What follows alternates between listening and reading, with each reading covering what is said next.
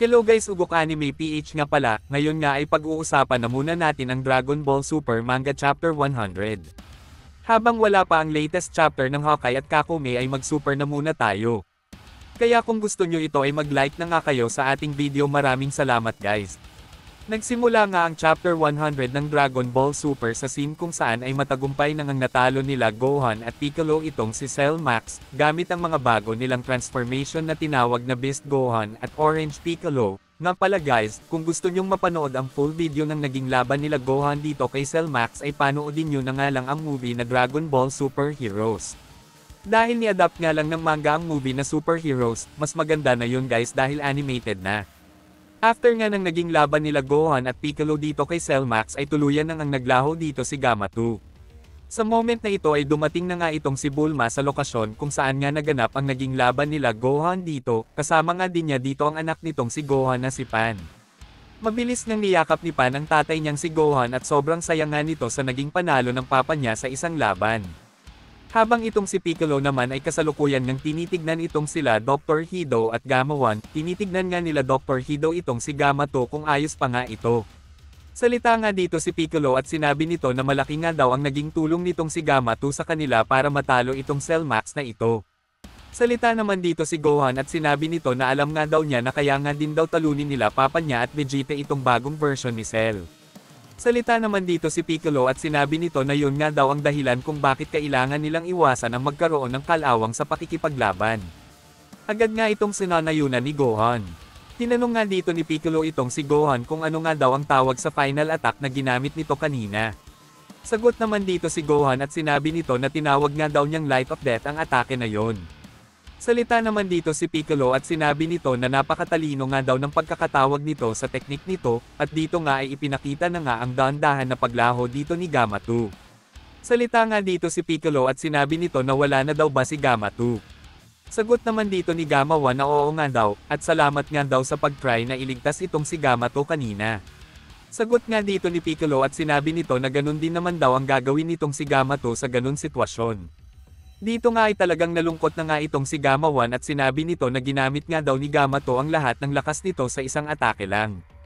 Salita nga dito si Piccolo at sinabi nito na malaki nga daw ang naging tulong nito sa kanila para matalo itong si Cell Max, si Gamma 2 nga daw ang totoong superhero. Sagot nga dito si Gamma 1 at sinabi nito na mas malaki nga daw ang naging tulong nitong si Piccolo sa laban. Salita naman dito si Dr. Hido at agad nga itong nagpasalamat kay Gohan dahil iniligtas nga daw talaga nito ang buong mundo. Dagdag pa nga dito ni Dr. Hido na kasalanan nga daw niya ang lahat ng ito. Siya nga daw ang gumawa dito kay Cell Max at ang naging kabayaran nga daw nito ay ang pagkawala nitong si Gamma 2. Salita naman dito si Clearen at sinabi nito na hindi daw ba alam nitong si Dr. Hido na mga kalaban ang mga sinamahan nito. Sagot nga dito si Dr. Hido at sinabi nito na alam nga daw niya ang lahat pati na nga rin ang pagkakaroon ng Red Ribbon Army ng malaking funds. Ito ang dahilan kaya nga daw siya pumayag na sumama sa mga ito. Salita naman dito si Android 18 at sinabi nito na pinapapangit nga lang daw nito ang pangalan ng mga androids. Si Bulma naman ay salita nga dito at sinabi nito na sa totoo nga lang daw ay nagulat nga daw siya na nagawa nga daw makasurvive nitong si Dr. Hido sa lahat ng ito. Salita nga dito si Dr. Hido at sinabi nito na dahil nga daw ang kanyang balat ay ni-modified nga daw niya na magkaroon ng resilient against sa mga impact. Dahil nga sa mga sinabi ni Dr. Hido ay nagulat nga itong sila Bulma. Tinanong nga ulit dito ni Bulma itong si Dr. Hido kung ano na nga daw ang plano nito. Sagot nga dito ni Dr. Hido na baka nga daw sumuko na lang silang dalawa ni Gamma 1 sa authorities. Si Clearen naman dito ay nagsalita at sinabi nito na baka alam naman daw niya ang lahat ng nangyari dito kaya baka nga daw mag-second thought siya sa mga point na ito. Gusto nga dito ni Dr. Hido na kuhain siya ng Capsule Corporation kasama itong si Gamma 1. Si Bulma naman ay nagulat nga sa mga gustong mangyari nitong si Dr. Hero. Papayag nga lang daw itong si Bulma sa isang kondisyon, kung makakagawa nga daw itong si Dr. Hido ng isang gamot na kayang magpabata ng mga balat niya, dahil nga sa kondisyon na ito ay agad nang pumayag itong si Dr. Hido, siya nga daw ay may lisensya sa paggawa ng mga ganyan gamot, dito nga ay official ng kasama si Dr. Hido at Gamma 1 sa Capsule Corporation. Dahil dito ay sobrang sumaya nga dito itong si Pan at agad nga itong lumipad, na talagang nagpagulat sa lahat ng tao dito, habang ang lahat nga ng Red Ribbon Army ay matagumpay na ngang nahuli.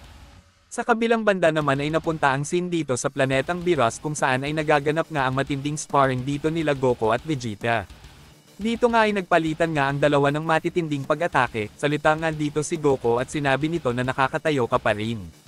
Sagot nga dito si Vegeta at sinabi nito na malapit na nga daw siyang matamba, at nag-decide nga dito ang dalawa na umatake sa isa't isa bilang simbolo ng pagtatapos ng kanilang laban. Ngunit sa huli nga si Vegeta pa nga din ang nanalo at natalo nga dito itong si Goku. Sa pagkapanalo nga dito ni Vegeta ay sobrang saya nga dito nitong si Vegeta, sinabi nito na sa tinagal-tagal nga daw ay nanalo nga din daw siya. Dito nga ay ating makikita itong sila Broly at Melo na talagang naiyak nga sa mga nangyari. Habang itong si Chele nga ay nagtataka nga sa mga nangyayari. Sa moment na ito ay tumawag nga itong si Bulma dito kay Whis at sinabi nito na pasensya nga daw sa abala at sa delay ng pagkain. Mukha nga daw na masama ng kainin ang pagkain bagay ito nga daw ay lumamig na, kaya baka daw next time na lang niya ibigay ang pagkain nito. Sa mga sinabi nga dito ni Bulma ay nagtataka nga dito itong si Whis, sinabi nga dito ni Whis na ano nga daw ang ibig sabihin nitong si Bulma. Dito na nga natapos ang chapter na ito. Like and share lang guys for more videos like this.